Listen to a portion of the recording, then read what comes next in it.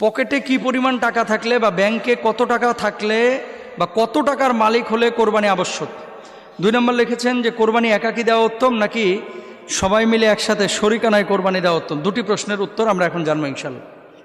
1 নম্বর, আল্লাহ রাসূল সাল্লাল্লাহু আলাইহি ওয়াসাল্লাম বলছেন, মান দাহা সাআতান ওয়া লাম ইদাহি ফালা ইয়াকরাবান্না মুসাল্লানা। যে ব্যক্তির সামর্থ্য আছে কোরবানি দেওয়ার, অথচ সে কোরবানি দিল না, সে যেন আমার ঈদগাহের ধারে কাছে না আসে। নাউজুবিল্লাহ।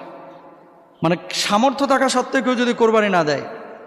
এখন এটার সামর্থ্য, কোন সামর্থ্যের কথা বলা হয়েছে হাদিসের মধ্যে, এখানে আপনাকে বুঝতে হবে। জাকাত আবশ্যক যাদের উপরে, জাকাত ফরজ, একটা মূলনীতি মাথায় রাখবেন, জাকাত ফরজ যাদের উপরে, কোরবানি ওয়াজিব তাদের উপরে। তবে জাকাতের নেশাবটা 1 বছর থাকা জরুরি। কোরবানির নেশাব 1 বছর না, মাত্র 3 দিন থাকা জরুরি। এটা আপনাদেরও জানা দরকার।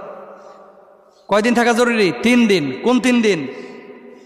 জিলহজ্জের 10 তারিখ, 11 তারিখ এবং 12 তারিখ। এই 3 দিন যদি পরিবারের খরচের বাইরে নেশাব পরিমাণ সম্পদ আপনার কাছে থাকে।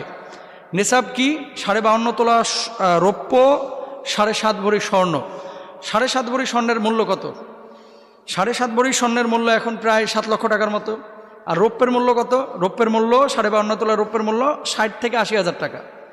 তো ইসলামিক স্কলাররা রৌপ্যের মূল্যটাকে স্ট্যান্ডার্ড ধরতে বলেন। কেন? তাহলে আমলটা সমৃদ্ধ হবে।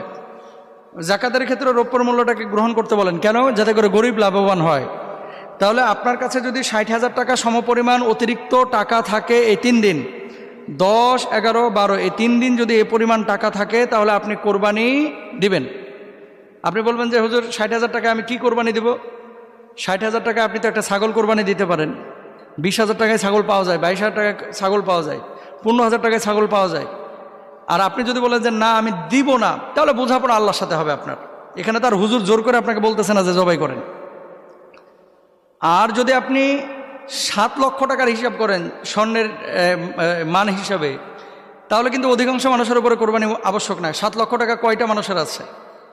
অধিকাংশ মানুষের উপরে কোরবানি আবশ্যক না। কিন্তু রাসূল সাল্লাল্লাহু আলাইহি ওয়াসাল্লামের হাদিস, যে সামর্থ্য নেই তারপরেও যদি কেউ ম্যানেজ করে কোরবানিটা দেয়, আল্লাহ সুবহানাহু ওয়া তাআলা ওই কোরবানির সওয়াবও দেন। সুবহানাল্লাহ।